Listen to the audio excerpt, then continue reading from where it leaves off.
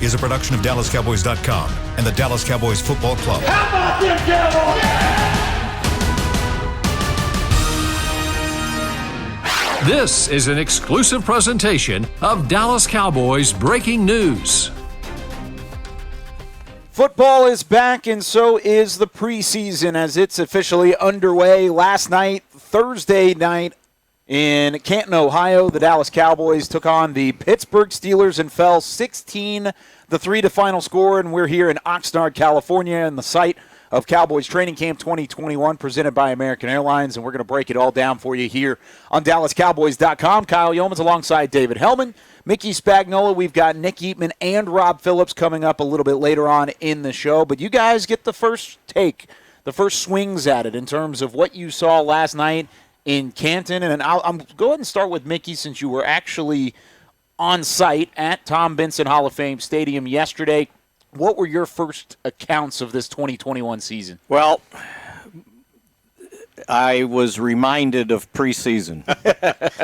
Preseason football's back, everybody. I was really looking forward to where you were going to go with that. Yeah. That's kind of spin it for me. Was the lead to my column. It's like, oh, so that's what we missed last year, right? Yeah. Pretty dull game. But you know what? Both teams kind of did the same thing. Very few starters played on either side of the ball.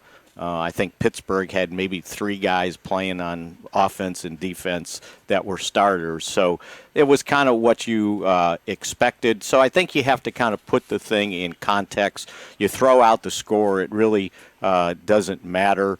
I thought from an offensive standpoint, Garrett Gilbert had some nice moments. The protection wasn't the best, which was one of the worst things I think happened with the Cowboys with playing all backups after that second series. Mm-hmm. It reminded me why alternative football leagues don't work, because there's not enough offensive linemen to go around, and there's not enough to go around in the NFL on your second and third team. And if the offensive line can't block, the quarterback can't operate, and if the quarterback can't operate, the wide receivers can't operate. So I thought that was sort of the downfall of the Cowboys. But on the bright side, I think Micah Parsons definitely showed why the Cowboys selected him with the 12th pick in the draft. And I think you have to remember that he had not played a game since late December. I think it was December 28th in the Cotton Bowl of 2019. And that was his first real game. And he went out there, and I felt like every play he was out there, I was writing something down about him. So he was awfully good. And then after that, defensively, it's kind of hard to pick out other guys.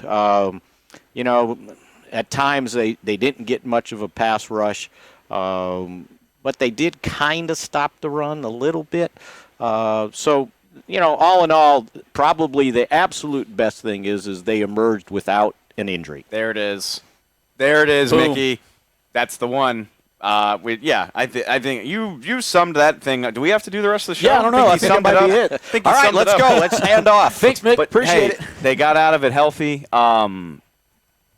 Like just thinking about what you just said. Yeah, like somewhere halfway through the third quarter, I was like, what are we even getting out of watching the rest of this? Like, it was just messy. It's hard to evaluate the quarterback. Other than the fact, Ben DiNucci went full shortstop last night. I feel like we haven't been seeing that as much out here at camp. I don't know if he reverted to that because the protection was bad or maybe just in the adrenaline of the moment. But it was hard to evaluate the whole picture with the offensive line play being as bad as it was.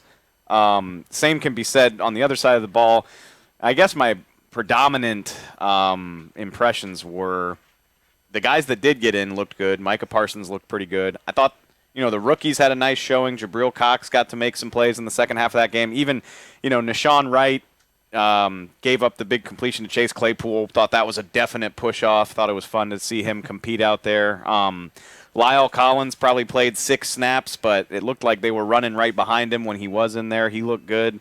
And nobody's hurt. Yes. Nobody's hurt, and we're back in Oxnard, and you think about, they're going to be practicing, 26 hours from now. So clean bill of health coming out of the first preseason game is my big takeaway. And Mike reemphasized after the game the fact that he had to regulate snaps in that game, knowing that they had a practice against the Rams on Saturday. So that's why you might have seen some guys come out a lot quicker. They may use them more in the scrimmage. But yeah, they wore out that third string offensive line. Yes, they did. I think Mike was being judicious with his better players, knowing that they need to get some work against the Rams. Yep. But I love that. And I'm the guy that's always worried about injuries, and you don't want anybody to get hurt, but you can't afford to be as worried about that with your down-the-line guys. You say, Jabril Cox, you haven't had a lot of opportunities in training camp. Get out there and be somebody, my man. Get out there and play 40 snaps or however many he got.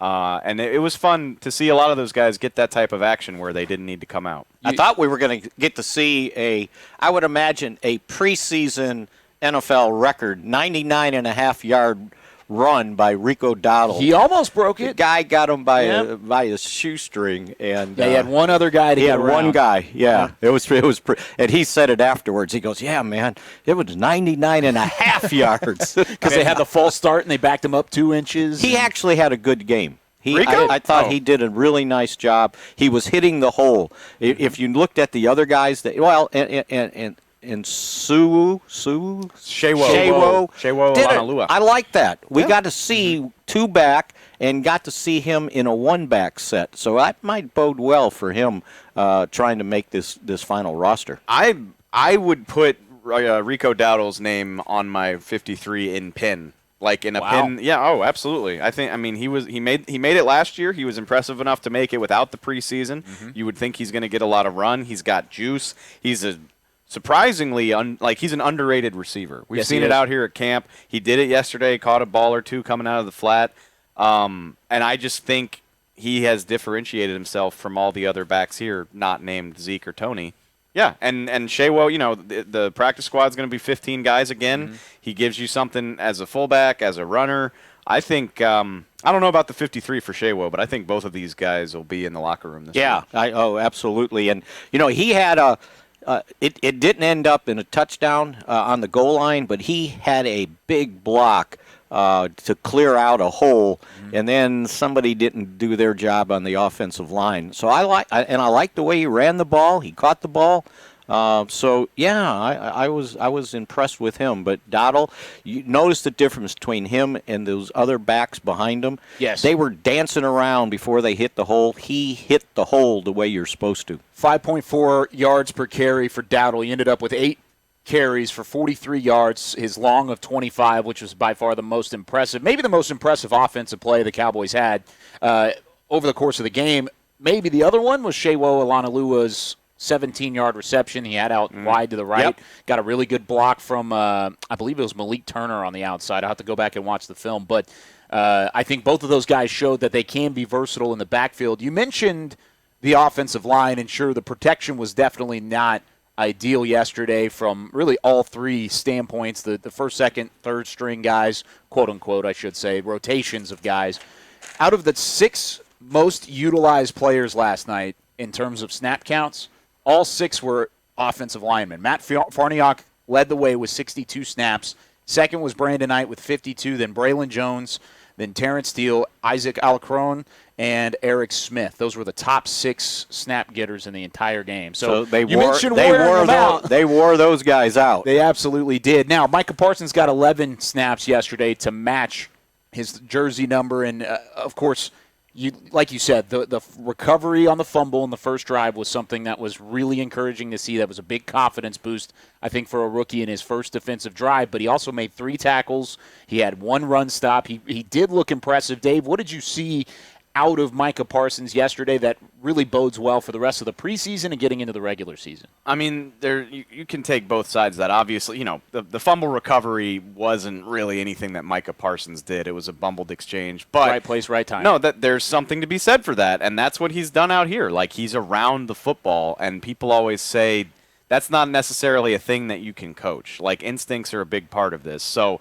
he didn't force the fumble. It wasn't some crazy, amazing play, but you put yourself in those positions, you'll be able to make a lot of plays.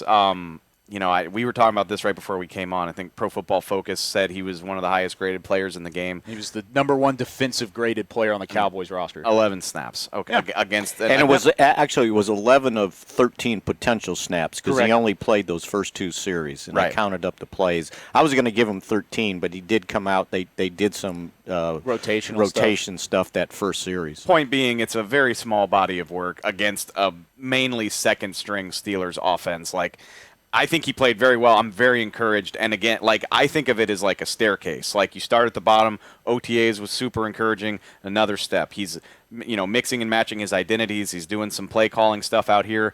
Another step. He goes into his first preseason game. I mean, that's about as good as you can expect a first preseason game to look if you're only playing 11 snaps. So he and he hasn't taken a step down that I've seen. Like, he's just continually taking steps up. And, I was the guy that wasn't sure what his role was going to be or whether he'd be able to unseat some of these starters right away. I'm not going to bet against him at this point. I mean, like I said, he just keeps checking the boxes, keeps working his way up, stacking good days, to quote somebody who used to work here for a really long time. On top of each other, right? Yep, absolutely. And and maybe the neatest thing, and I used it in my column for this morning, after he got done on the podium, doing his interview after the game, he was getting ready to walk off, and some guy walks up to him and says, "Hey, Coach T wants to say hi." Well, he was talking about Mike Tomlin. Oh, wow. And Mike Tomlin came around the corner and looked at him, and Tomlin, when he gets that look in his eye, and he goes, "You do your thing. You keep doing your thing," just like he knew him, they had some sort of prior relationship. He probably and does, might have done because Harrisburg, Pennsylvania, not far, and then Penn State. I was going to say the head coach of the Steelers probably keeps a close eye on what's happening. And I would at Penn imagine State. he knew him, and he kind of popped him on the chest, and it was like, okay, there's a big compliment from the guy on the other side who might have, if he had a chance. And I forgot where Pittsburgh drafted. They were back. They were back for because they took was it Claypool? No, they took Najee. Oh, that's right, Harris. Najee Harris. That's Claypool right. was last year. That was last year. Yeah, and so he was pretty complimentary of what he did. So good start for a guy. It was funny. They sort of asked him, and he goes, "No." He goes, "You know what?" He goes, "I wasn't nervous." He goes, "I was more nervous in college games than I was in this one." He goes, "Because what we do defensively was very similar. Some of the plays we run defensively to what I did at Penn State." But again, he hadn't done it because he didn't play last year. So to come out and play like that and did it in front of his family, I think he was pretty happy. Although at halftime when they interviewed him, he mentioned he made some mistakes. Well, yeah, okay, fine. No one's perfect, right? But boy, that was a performance to let everybody know the Cowboys got something here. He's impressive, and that's. It's one, we're all out here at camp. You see the grainy cell phone videos that hit the internet. But again, people are excited for this game because it's their first look at the team in HD with all the camera angles. And you're not seeing it the same way through my cell phone camera as you are in a game. Right. And I think fans should be excited that first opportunity, national TV, he showed up for sure. And they did the same thing with him that they've been doing out here. He started off when they went base 4-3, that strong side linebacker, and then he started playing the middle linebacker on the nickel rotation. Pretty impressive. Yeah, he did definitely look good. We'll ask him again whenever Week 1 comes around. He's got to face Tom Brady if he's nervous for that one. Yeah, right. We'll ask him if it's not Tom Benson Hall of Fame Stadium and instead it's against the reigning champions, then maybe he'll be a little nervous. I want to talk about the quarterback spot a little bit. And Dave, you mentioned it right off the top. It was really hard to evaluate some of these guys, but I want to start with Garrett Gilbert. Actually looked pretty good overall. 9 of 13 passing, 104 yards. He didn't have a touchdown, didn't have an interception, but he had a 93.1 passer rating. Looked confident, I think, in the pocket. He looked like an NFL quarterback, somebody who could step up in an emergency situation. What were your thoughts on what Garrett Gilbert did last night? Yeah, I think you summed it up really well. I thought he looked comfortable. I thought he looked poised. I'm not convinced that this is the best that the Cowboys can do in terms of finding a backup quarterback. I think, I think, and I said that last night, I think Garrett Gilbert is competing against whatever else is in the league right now. He is competing against somebody else's guy who's going to get cut or Yeah, and not to throw out a specific name, but there are players making too much money for their station on the team. Maybe you talk about trades, maybe you talk about being roster casualties. That's his competition, because I think he is clear-cut much better than the other two guys on this team. I thought, Cooper Rush wasn't terrible. He had some really nice throws. His throw to Malik Turner that wound up being a fumble. It was a heck of a throw, but I thought there were accuracy issues there. I thought the ball didn't look as good coming out of his hand to me as it did for Garrett. Obviously, the offense bogged down in the red zone when Garrett was in there, but let him downfield. It looked smooth and somewhat efficient when he was in there, and I don't think you could say the same for the other two. Yeah, he looked like he was in control. A couple times he might have held the ball a little long, and then you don't know if there was nothing there, and he just didn't decide, okay, I'm going to just throw this away. But yeah, he had the fumble was a sack, but he drove them. He had drives. What was it? It was 1st and goal at the 5-yard line, right? Mm-hmm. And they run the ball with Dottle up the middle. That was the play that I thought Olanolua had a nice block, but they only got 1 yard out of it. 2nd down, Naseki gets just blown up. Yeah, he had a rough day last night. And so it ended up in a sack, -7 yards. And then 3rd and goal at the 11. Here comes, I think it was 17. I think they blitzed. Mm-hmm. Anyway, Naseki didn't pick up the blitz, and so it kind of blew up the play. So, I know what it was. He blew up the play, and Turner broke up the pass. It would have been an interception. Right. That's what happened. Right. I had 17 written down here. So yeah. But he drove the ball, and I think that McCarthy talked about it afterwards. Talked about how we had long drives. You that want was to a see good drives indication. in preseason games. You want to see stacked on top it wasn't of each like other 3 and outs. Exactly. And then Rush had some nice passes, but boy, you mentioned. The ball just doesn't come out of his hand quick. It's like floats. He's got this long arm thing, right? It kind of dies when it has to go. Yeah. Like if it's got to go to the boundary or go too far outside. And then Danucci up and down. He had a couple nice passes. Now he was working with what we used to call in high school the nut squad. It was like that's when I got to go practice, by the way. That was when Mick got his time to shine. Okay, what do we need out there? Okay, go play that position, right? We got to arrest somebody. But he had a couple errant throws, and then again holding the ball. And that was one of the things I thought he was starting to do better out here. He was getting the ball out of his hands, but here he started holding it, and then he had to run. But again, he just hasn't played much football, so. We'll see what happens there. But I think Dave's right. Gilbert's competing against the rest of the league if somebody gets released. It's hard to imagine somebody on this team other than him being the backup quarterback. Yeah, but it's also, you look at it at the same right and saying, are you feeling comfortable with him at the backup spot? Because right now it's not a for sure yes. And not a for sure yes. We know how important the backup quarterback spot is. Saw it last year. Right? So see it right now in camp. Dak was out there doing some rehab this morning, and it's my understanding that we may not see him until we get back to the Star. Yeah, and it if he plays, it might be the Houston game. Otherwise, he needs It wasn't portrayed to me as a setback. It was always, it was going to take this long to recover from that injury. And we call it a shoulder injury, but finally showed to me where it was, and it's the muscle from your back that comes underneath your arm here.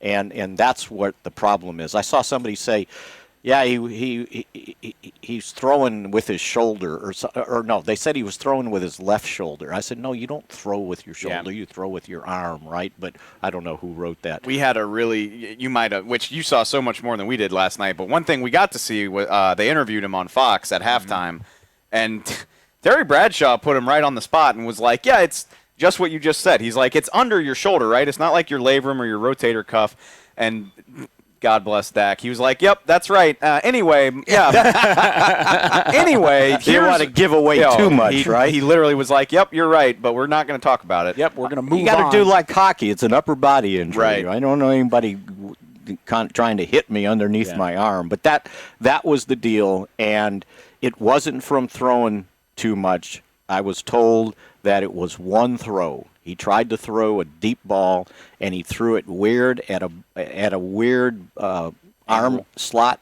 angle, and that's what caused the injury. So it wasn't, he didn't throw enough. His arm was tired. That had nothing to do with it. Got to hire an MLB pitching coach. Yeah. And so, he had somebody working with him out there. I didn't recognize who the person was, but I guess somebody wrote that the Cowboys had contacted the Rangers about pitching, because pitchers have that injury.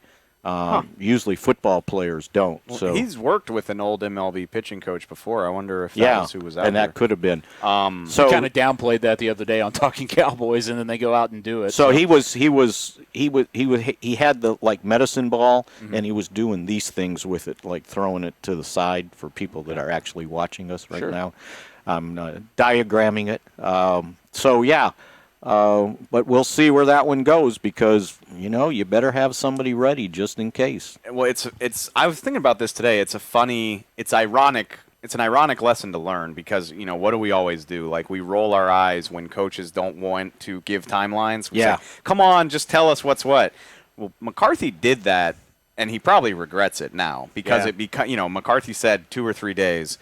And it becomes a story when Dak doesn't meet that timeline. But I don't think their opinion of what this injury has changed in that entire time. It's just, don't put yourself on a timeline, because then if for some reason you need to change it, everybody freaks out. So. And Dak didn't help things when he basically said during that interview, well, if I was in a game, I wouldn't have come out. I would have played through it. Right. Or if it happened during the week, I would have done whatever I need to do to play. Well, they've got time here, so might as well use the time that's on your side. No reason to rush things with Dak Prescott. Now, one of the things last night with Ben DiNucci, and we just talked about how he kind of reverted back to some of his old ways, and some of the, at least fundamentally wise, did not look good last night. Now, he's not expected to be your backup quarterback. He is a developmental player. But did anything last night, Dave, change your mind about Ben DiNucci and what he could be moving forward? It's a preseason game. It's really only his second real NFL action. No. What else do we see from Ben DiNucci? I said this last night, and Twitter during a Cowboys game is not a great place for nuance. I don't know if you know that, but I think we all know that. Or the next morning. Yeah, well, really ever. I'm dead serious when I say this. Remember a few years ago how much use they got out of Jamil Showers as a scout team quarterback? And he had the athleticism and obviously played in college.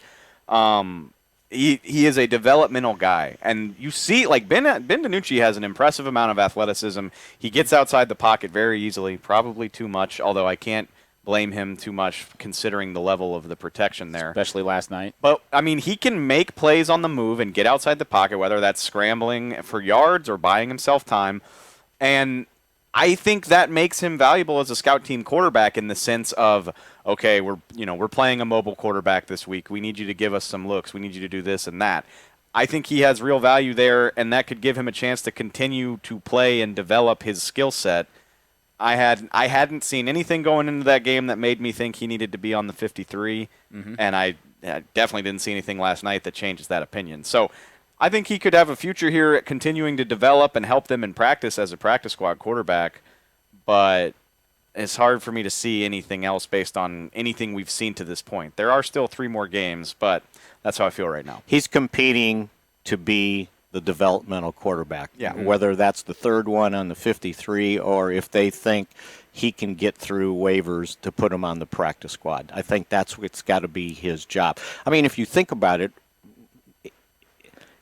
other than being a 7th-round draft choice instead of a 4th, he's sort of in the same situation when the Cowboys drafted Dak Prescott. He was supposed to be the 3rd guy. He was competing to be a developmental guy that could potentially down the road be your backup quarterback. And I think, and we know how things turned out. But I think that's what DiNucci, that's got to be his goal. to be the developmental quarter. Everybody's got one because, look, go look at other rosters and see who the third and fourth quarterback are on some of these other teams. It's true. And you'll be sitting there going, who? They're what? late-round quarterbacks from small schools that didn't have a ton of college and success. go back and look in some of these. I bet half the teams in the league are looking at their backup quarterback scratching their head right now. So they're just not a bunch of guys out there. And there's definitely not, I mean, there aren't enough good quarterbacks for all 32 starting jobs. Yeah. We say that every year. I do just, y'all can get into that, and we already have, but, like, there's a billion DBs on this team fighting for roster spots. The defensive line is a mess in terms of how many do you keep and who.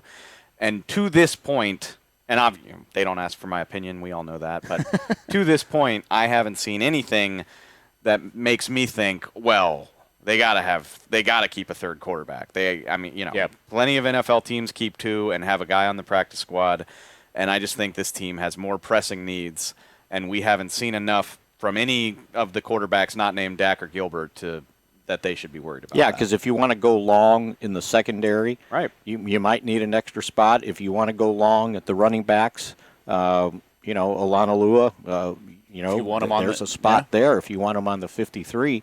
I think at this point, unless something dramatically changes, two quarterbacks, and Gilbert needs to continue to step up to be that guy ready to go, unless some team that drafted one of these quarterbacks in the first round says, okay, he won the job. I've got an expendable, backup veteran quarterback who has started games in this league, and it'd be interesting to see what happens in Chicago. That's the one. That's the one, Mick. But that's the thing is that there are 30 other teams looking at Chicago as well, along with the Cowboys. And depending on how much money you have now, and what it's going to cost. Yep. My thought is, though, if you're unemployed on August 30th, you're probably not going to sit there and drive a hard bargain unless you got another team that's interested in you. Yeah, I think there would be multiple teams interested in whoever does not end up in Chicago and moves forward, but. Like you guys said, I think there is some competition whenever it comes to in-between positions to stay on that 53-man roster because you mentioned DBs. I think defensive line's there too. You may want to take 10 or 11 defensive linemen based off of who you have in the middle of that interior. And linebacker, do you want to keep 5 linebackers, 6 linebackers maybe because of special teams in the future? So maybe I think it's undoubtedly quarterback's probably going to be too deep with a practice squad player. And who's going to be on that practice squad, and that's what the competition is right now at that spot. I don't think they've got 11 offensive linemen you want to keep. That's a good point. That's way too many. I don't think you would keep 11 if you had good ones, right? But right now they're probably down to maybe 8, and you would like 9 or 10 if you had them, but I don't know. I agree with you, but with the injury histories of some of these offensive linemen, I know 8's not enough. If you got to claim somebody or make a trade, you do it. But I don't think anybody was overly impressed by what we saw from the offensive line as that game went on. But 8 would make me incredibly nervous. See, this is why they're pushing the envelope on Connor McGovern as a backup center. Because they can save a spot. Connor Williams. I said McGovern. Oh, there's 2 Connors. Connor Williams. Because they're looking at from a salary cap standpoint, but also a numbers standpoint. Boy, if I can get that guy to do, 2 things for me, I'm in good shape. But other than that, McGovern right now, he's your 6th guy, and that's about it. And I don't know after that. The backup tackle thing's still not settled. I will stand up for Terrence Steele. I will too, actually. I will stand up for Terrence Steele. I'm not saying he was amazing, and hey, would love to be able to watch the all 22 of this game. Somebody, if we could get to work on that. Yes. But I thought Terrence Steele, he seemed to hold his own. I didn't notice him getting bullied. And he's been on the right side, right? Yeah. Mostly. Well, he played left. They've been experimenting with him at left, yeah. And so am I ready to say, he's my swing tackle and I feel good about it? No, but I'm also But he's worth probably keeping. Yeah, I'm not ready to move on from him. So that's 7. Yeah, and haven't seen anything from Josh Ball, and he's hurt right now. Didn't go to Canton last night. Ty Nseki's first outing on TV as a Cowboy was not anything to get super pumped about. And Brandon Knight kind of the same thing. Hasn't been playing as much tackle at this camp. We know he has before. Yeah, I think I got 7 that I feel okay about, and then I'm not sure. And then they're going to have to make a decision on Forniak if they think he's worth keeping as, a guy that's inactive every Sunday, but we can develop this guy. And they did actually have him out there, I think, at guard. 62 snaps, and he played back and forth between center and guard last night. Yeah. By the way, Terrence Steele, 48 snaps, 9 of which came at left tackle, 39 at right tackle yesterday. Yeah. So he saw a little bit of time at both. That's pretty much a series at left tackle and 4 series at Ball right needs tackle. to get himself healthy if he wants to get in the equation here now. Mm-hmm. Absolutely agree. Well, guys, thank you so much for your time, hopping on with us, knocking out a quick 30 minutes. Always enjoy talking with you guys. By the way, for those of you watching, you can catch this exact crew starting tomorrow at 5 p.m. Central Time.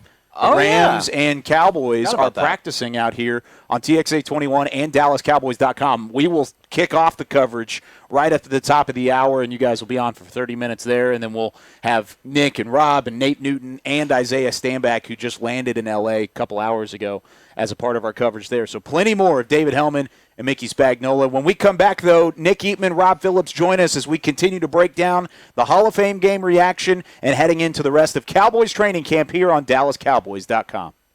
Honey, big news. Gary, are you okay? Oh, I'm not Gary anymore. I'm Jackie Flash. What? See, I want the latest smartphone, but the best deals are only for new customers. So to get a new customer deal, I changed my name to Jackie Flash. Okay, but the best smartphone deals at AT&T are for everyone, new and existing customers.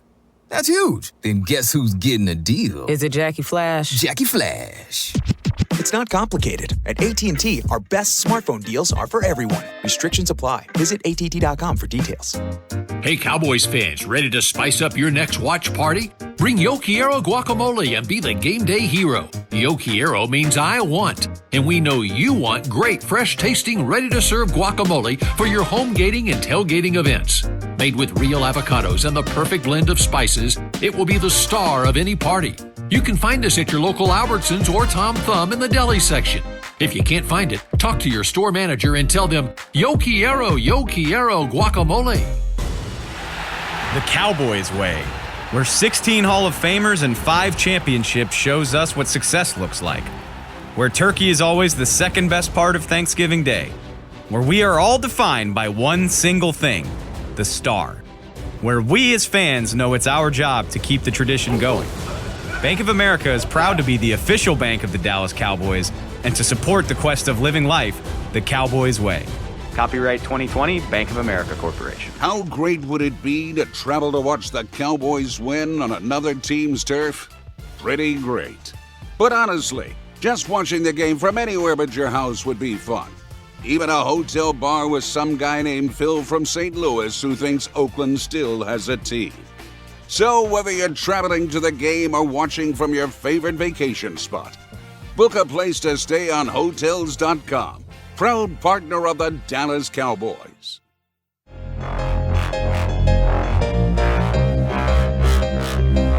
Continuing along here on this special edition of DallasCowboys.com coverage of the Hall of Fame game, reaction, and Cowboys training camp from Oxnard, California.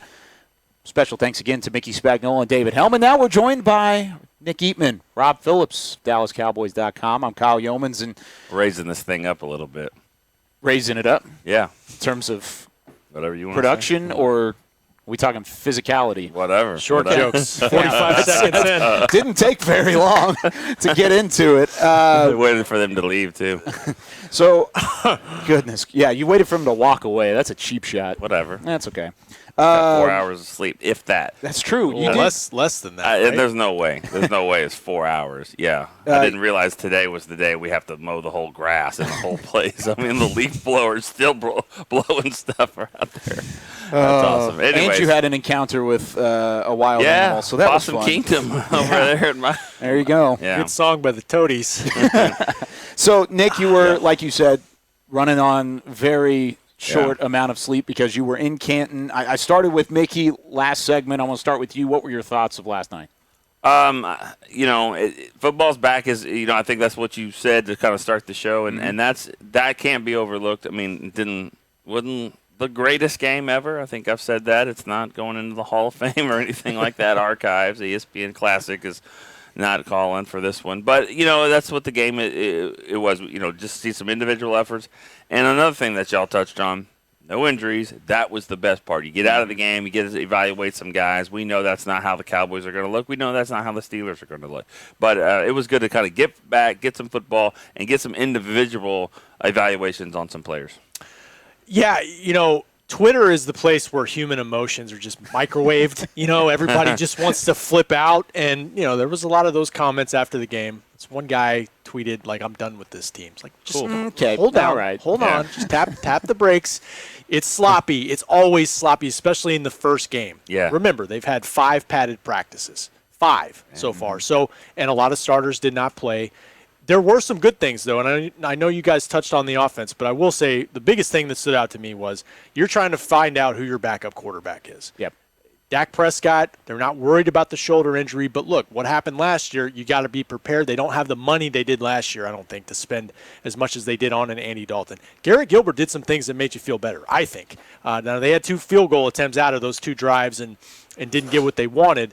But that was a efficient drive up until they got inside the 10-yard line. So I think that one, number 1 to me, stood out when you're looking at that competition. Yeah, he looked like a backup quarterback to me, and that's not a bad thing. I mean, that's what he's trying to. That's what he's trying to do. He's not. If he was outstanding, he would be going for a team that needed a starter. I thought his throw coming out of the end zone there, I think to Cedric Wilson, the 21-yarder. I thought that was a really poised play. I actually tweeted this. I thought he looked more uncomfortable than he did when he started against Pittsburgh back in November. He felt it just looked like it was a little jittery. Get the ball out quick. Some of that could be with the offensive line that was in front of him. That might have alluded. I mean, helped with that. But I thought in the second drive, he kind of got out there, or maybe it was the third one where he threw out of his end zone, made a nice throw. He's got some things that I think you can work with. You get if he has to play, better guys around him. I think, Rob, I agree. I think he'll be fine. We talked a little bit about the offensive line in that early segment. We didn't get a chance to talk wide receivers, so I want to get a chance to hit on that. Anybody stick out from a pass catcher standpoint? Because Dalton Schultz was really good early on, and then it was a mix of guys late. Well, Nick had it in his 5 plays, which I applaud you for writing a 5 plays column. Yeah, that was hard to do. In that game. Sponsored. That's why you didn't have any. Sponsored. 5 plays that shaped the game. The Noah Brown catch. I was punching air at one point during the day about that one, but it's okay. No. Was it the first drive, the Noah Brown slant? That's like you said, he's a big-bodied receiver. That's a type of route he can run and be successful at. And they hit him right in stride, and it got him into position to try to score. Cedric Wilson did some nice things. Cedric Wilson, I feel like Noah Brown and Cedric Wilson, certain fans or whatever, they want to cut both guys because they're making a lot of money for 4th and 5th wide receivers, and they drafted a wide receiver who's got talent. But don't forget what Cedric Wilson did when Dak Prescott was healthy before the injury last year. Seattle game, 2 touchdowns. And Noah Brown quietly played quite a bit at wide receiver last year and did a pretty nice job. And as he told us a couple days ago, I'm finally healthy. So I thought both those guys stood out. Sean McEwen might be the 3rd tight end on this team. Yeah, he just makes plays. A blocking tight end who can produce in the receiving game as well. I mean, are we calling him he did a a little blocker? bit of both. That's what he was last year. That's what he did the majority of the time. A little bit. He didn't play much, period. But that was part of his. He wasn't a receiving tight end. He at Michigan played 14 games last year, which I didn't it was like realize 38 that. snaps or something. Yeah, he didn't get a lot in there. But another play I put in that 5 points. Again, you're just trying to see through the game and visualize stuff. Rico Dowdle out in the flat makes a catch over the middle. Nice play. That's a play that makes me think what Tony Pollard or Zeke will do, lining him out there and letting everyone go, letting him kind of cut underneath. I could see Tony Pollard making a catch like that, and maybe, obviously having a bigger play. So, you're seeing concepts from Kellen Moore and Dan Quinn and all that, and I thought that was kind of interesting on just some of the things we saw early. You mentioned Dan Quinn and getting his first reps with a revamped defense, with I guess the Cowboys defense in general in a game action. What did you see from the secondary? Reggie Robinson got a ton of snaps yesterday, played 30 snaps, 15 of them in run defense, 15 of them in coverage, straight down the middle, forced a fumble in the game as well. What did you guys see from some of the secondary players that we've kind of been waiting a while to finally get our eyes on? Well, I'll get back to Reggie Robinson in a second because there was a play he did not make that I think would really hurt him. Wasn't even on defense. But in the secondary, Nahshon Wright stands out because he's 6'4" and he's tall and lanky. It's easy to watch. And, But I thought he did okay. I talked to him after the game. He said he made a rookie mistake there with Claypool on the sideline. That's a tough draw for his first game as an NFL player. He was running with him pretty good. He actually said I was holding him, so that's why he put his arms up like that. He put his arms back, and then Claypool did kind of push him, but not. Michael Irvin would have had no career if they called push offs and stuff like that. But I thought he still made 5 tackles, and it was to his point. He said, "Look at me. I mean, I'm a tall, lanky corner. No one thinks I can play and mix it up. So I'm glad I got in there and tackled and showed people some things." So I thought Nahshon was a guy that stood out. Speaking of guys who stand out, Israel Mukuamu is 6'4" as well. Made some plays. Yeah, I think one of the pass breakups he had in the middle of the field was an example of his arm length and just being able to close with his arms and get his hands on the ball. He's a guy that they're trying to develop at a different position. So you gotta maybe temper your expectations in year one, but there are traits there that they like and they want to work with. So again, Kyle, it's one of those things where I guess every draft pick on defense, 7 out of 8, Golston's still on PUP, all got a chance to get in there. And you saw some things from different guys, not only in the secondary, but in the front 7 too. I like you bringing up Israel Mukuamu because he was targeted twice yesterday, had the one PBU over the middle where he got up and celebrated a little bit, had some fun with that. But they really used him in a couple of different ways. They used him in the box for 19 snaps. They had him as the free safety outside of that for 17. So he saw a lot of game action. They used him on a couple different ways. And as a guy who switched from corner to safety full-time. Now, he played a little bit of both at South Carolina. But the full-time switch, he looked like he was comfortable back there, and I think that's important for a guy who's still trying to find a roster spot. Yeah, and also, let's remember where he played. I mean, he played at South Carolina where, J.C. Horn was the corner for most of that time. So they had a lot of secondary guys back there. And I think that his role at safety is probably going to be covering tight ends, maybe playing some in the slot. So any corner – or any safety that does have corner skills, but he looks like a safety, he's making the team. I mean, I think he's making the team. I don't know if he's going to be active. I think I have him as well.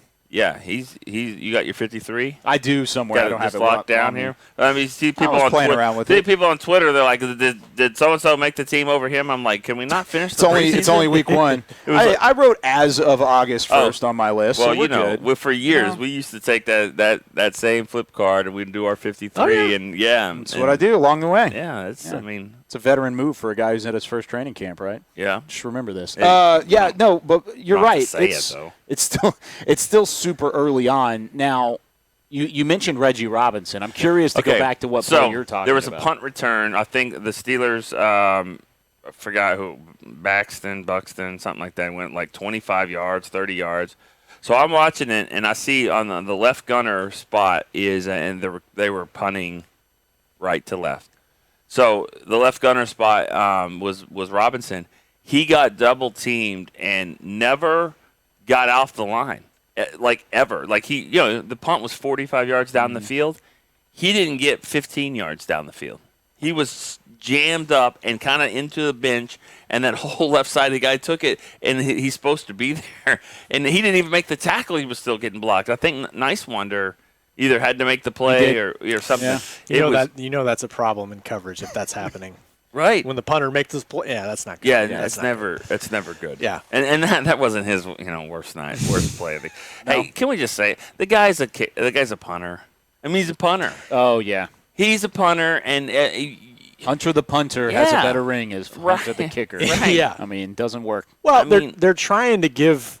Greg Zuerlein's not ready to go. Nope. With the back surgery, he's coming off of that. Brian Anger, I guess, is the punter. Week 1 because they're resting him, getting him to the season, I guess. But Can you let Nice Wonder practice some kicks in practice? I mean, I'm a little surprised. We've all said it. Like, I think he's had 3 attempts. 3 attempts, and he's done, like, ghost kicks the rest of the time. And Mickey asked Mike about it, and he said that's just part of the install. We were talking about this on Talking Cowboys the other day. It used to be an event for us with our notepads charting Dan Bailey every freaking day in practice. Did it last year. Yeah, and they just haven't kicked in this camp for whatever reason. So, but again, he's but he's not a kicker. You're right. He's a punter. He's a punter, and I think he's a good one. And I just don't understand really why you have to limit anger. I mean, he's played 4 teams on. I think this is his 4th team, so he's been a cap casualty I think a couple times. But I don't know why we're limiting his snaps. Yeah, I guess you would call it anger management. You would call that would be a headline. That's what you would call it. That's pretty good. Anger. Have we said that one? No, that was my roll call headline. Pretty darn good. Oh, is it really? Before camp. I don't read that. Oh, wow. Yeah. Okay, Sorry. interesting. It's a great site. It's a great website. It is. DallasCowboys.com, everybody. If you're not on it, and jump on the bandwagon We now. did have anger management. Yeah, I stole that from you, Ron. Good Sorry, movie. I apologize. Sandler, Nicholson. That's the thing. William's over here nodding. William will give you his thumbs up approval on headlines. Yeah. Good headline. Bad. Yeah, he'll tell us when it stinks. What was the one you told me you for 2 days you were so happy about that? Because Lyle Collins had lost a little weight, and I said, "Lean on me, boy." You must have loved that movie, William. It's a great movie. That's a good one. Top three for William. Anybody else on special teams stick out to you yesterday?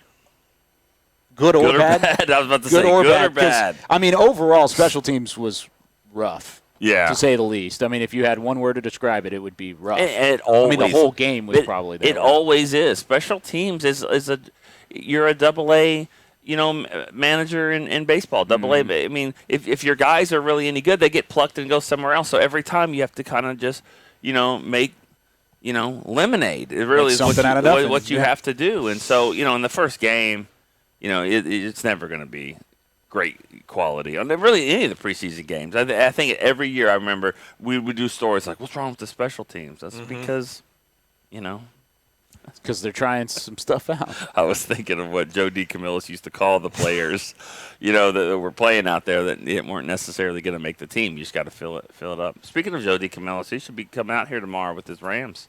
Oh yeah, yeah. Anybody else from the Rams that we know? I think so. Anybody from the Cowboys used to be at the Rams? Besides the whole special teams unit? I say like McQuaid and Fossil and everybody. Yeah, you're exactly right. Let's go back to defense a little bit and talk about that defensive line. Looked like there was some good push up front, I thought. Now, there weren't any big-time sacks, and there really wasn't a huge splash play from the defensive line, but I thought Quinton Bohanna had a nice day. Yeah. I thought Terrell Basham and limited snaps, Carlos Watkins, Osa Odigizua. What did you guys see? Rob, we'll start with you on the defensive line. You just named both guys I was going to name, but Quinton Bohanna, he was on my 2 to watch that we had before the game, just because you watch him out here, and he's 330 pounds, but he doesn't move like it. And they drafted him mainly to be space eater in the middle, help stop the run. But you're seeing what he can do in terms of movement off the snap. What makes you think, well, maybe he can give him some pass rush inside as well. And Dan Quinn's scheme, it's kind of like Rod Marinelli, Nick. They want to get up the field. Yeah. So maybe he can help in that regard. And I thought Osa had a couple nice rushes, too, that helped force quick throws and helped him get off the field defensively.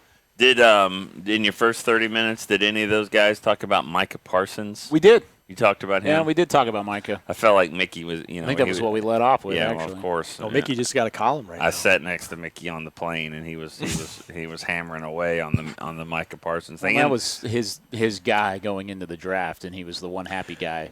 But see, he wants to say it's just him. No. But the Cowboys had him rated higher than both corners they liked, right? I don't believe that. And on our show, you don't believe that? I do not believe that, even a little bit. I know they say that, but I don't believe it. I think it's true. I believe it. I don't think I believe it. Now, what were they going to do if a corner was sitting there? They probably would have taken. They were still going to take it. You don't always. That's why you don't always stick to your board. I mean, it's true. Yeah. They've admitted that they were going to take corner. I do believe he was the highest rated. But then again, if you're not going to take him, then what does it matter? That's true. What's your ratings mean if we're not going to go to the board? Now, I'm sure they've said it. I mean, we'll say it again. I mean, Parsons is just a guy that the ball found him in this one, but he's typically the guy that finds it.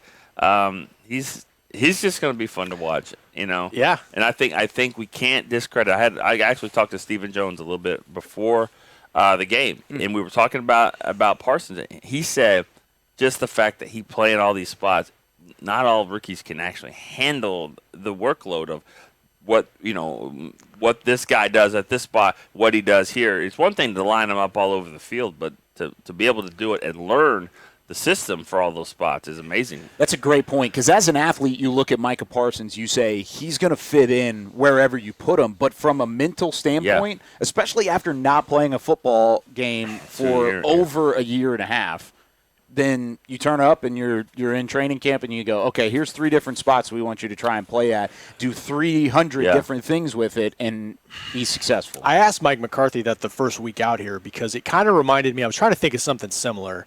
And maybe Byron Jones in 2015, they had him working at like every secondary position. Good point. Yeah. And the question becomes like, how much is too full a plate early? And Mike said maybe early on a little bit too much on his plate. Dan Quinn basically says, I'm going to keep putting stuff on his plate because he's shown he can handle it. And if you notice, between series, they're always talking. And I don't think it's been too big for him. And we did see him again in some different spots. Dave and I talked about it on that first series. He could have had a tackle for loss if he'd taken maybe a little bit different angle. Talking about the run play outright? Yes. Or I guess it was Steelers left. He was going outright. Yeah. Defensively. That's the one. Obviously, the fumble recovery. The second series, he had a blitz up the middle that forced a quick throw. Yeah. Also a tackle. I think he stopped Najee Harris for a 1-yard gain.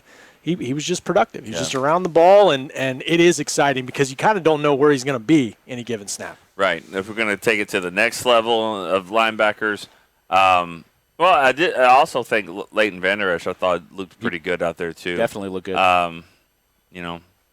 He only had 5 snaps, but he looked good in those 5 snaps. I thought he played well. Luke Gifford That's my guy. Is starting to get back into what he showed. He definitely is. And we just put Jabril Cox just over him, and that's not the case at all. Like Gifford, and now Cox is he's still gonna work his way in there. He made the only special team tackle, right? He had 5 tackles on defense as well. Who? Luke. Oh, Gifford. Yeah. Who's the new corner? Kyron Brown. Yeah. 2 tackles for loss. Yeah, he's pretty good.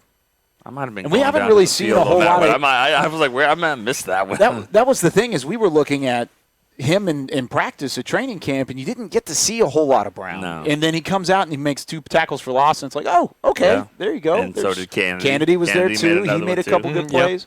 I think Azur Kamara off of the edge. He had 3 pressures yesterday. Was probably the closest to getting a sack. He had 2 hits Azur on a quarterback. Kamara is maybe the leader in training camp of guys we haven't talked about. I would agree with that. There's always you look at the roster and you're like, oh, he's there. And another guy that actually had a nice catch, I believe, Aaron Parker. Like, we don't really talk about Aaron Parker. I talk about Aaron Parker. I like Good or Aaron bad? Parker a lot. Good. That was me like puffing up a little bit. Okay. I liked him in training camp last year, and I think ends. if he would have had a preseason a year ago, I think Parker would have shown out. He might have. He was playing well in preseason. Training camp. Yeah, for sure. It just comes down to a numbers thing. I mean, how many thing. spots are open at wide receiver? Linebacker with Kamara, cornerback for Kyron Brown. There just aren't spots. Now there's more practice spots. That's such a good point. So when you're evaluating receiver, Malik Turner, good or bad? Both. Right. Both. You had a good day, led the team in receiving, had 47 yards on 5 receptions, and then he had the big turnover. Yeah, got to hang on to the ball. On the best play he had, too. The best play he had, and he turns around and he fumbles. Who threw that? Rush? Cooper Rush. Yeah. Way more good than bad if you factor in everything out here. But as we talked about, Malik Turner. From Malik Turner. Okay. Although not the game. That's true. No, yeah, exactly. Okay. But as we've talked about on Talking Cowboys, how many times have we talked about receivers in off-season workouts, training camp, get to the games, and it can be a different story. Yeah. So you got to be able to translate it over these next 3 games because, again, I don't know if there's spots open at wide receiver. There might be a 6th spot open, but that might be it. Sorry. What was that for? Mountain Dew. I need you need some caffeine. I am a little bit. I think we all are. I mean, I'm sure you guys stayed up. I mean, there's a reason I went and grabbed it. Well, I was on the plane and I was about to go to sleep, and they had a movie playing, and it was Creed 2, which is one of my favorites. So I was like, so good. Fell into it. Yeah. Creed, the original Creed, better than anything in the Rocky series. My opinion. Okay, well, see, you're just looking for an excuse to stop the show. That's a strong take. It's a strong take. It's a strong take. It's accurate. Inaccurate. No, we'll table this discussion. No, it's good. It's good. It's up. I mean, it's up in there. It's up there for sure. I don't know. The rest of the Rockies, I don't know. You even watched any of them, Kyle? I have. Young Buck. I don't think I've watched Creed 2. But I've watched Creed and the rest of the Rockies. Yeah, you were minus 25 when the original Rocky came out. That's exactly right. But it's great. You can't watch Creed 2 if you don't see all the Rockies, because there's a lot of stuff in there. A lot of stuff. Yeah. That's like the Marvel movies. They all kind of intertwine. You got to see them all in a specific order and whatnot. Yeah, true. To really get it. I'm at 0 there. Yeah, I'm sorry. Gotcha. You can take the headset up there. My next William's about to throw his headset. Right. My next Marvel movie will be the first. Whatever. I don't know how you've gotten through that. Pretty well, actually. Just keep watching Rockies. Yeah, just keep going back to it. We talked a little bit about safety, and, of course, that's been a topic of conversation throughout training camp, and we only got a couple minutes left. But what did you guys see in the rotation at safety yesterday that stuck out to you, outside of maybe what Mukwamu did and back behind that defense? It was just, limited snaps for Casey, right? He was out there for, was it one series? 6 snaps total. 6 snaps. It's just such a small sample size. And Wilson size. was on ball cap, right? Yes. Wilson. He didn't play. I believe Curse started opposite or next to Casey. Curse played the most out of at least those initials. Oh, wait, no, never mind. Curse only had 6 snaps as well. I think that's a throwaway game for safety. Malik Hooker's going to eventually get into this mix because he's going to play more. Obviously, Donovan Wilson. The Steelers receivers and tight ends should probably be good about that. They'd be happy that he wasn't out there because he's going to hit. Yeah. He doesn't really care. He's just going to go out there and hit.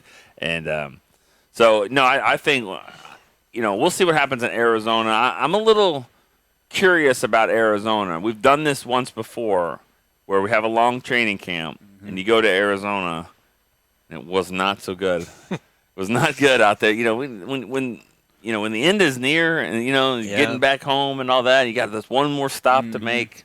It's never really a good game there. Well, we talked about this on our local TV hit this morning with Kyle. The Rams coming in, I don't know how much you guys talked about it the first segment, but that is like a preseason game and a half these last 3 days here. Between Steelers and now Rams.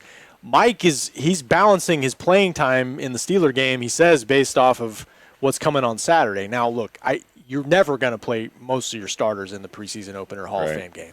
But he's looking at this like it's a competitive practice coming up here. Yeah.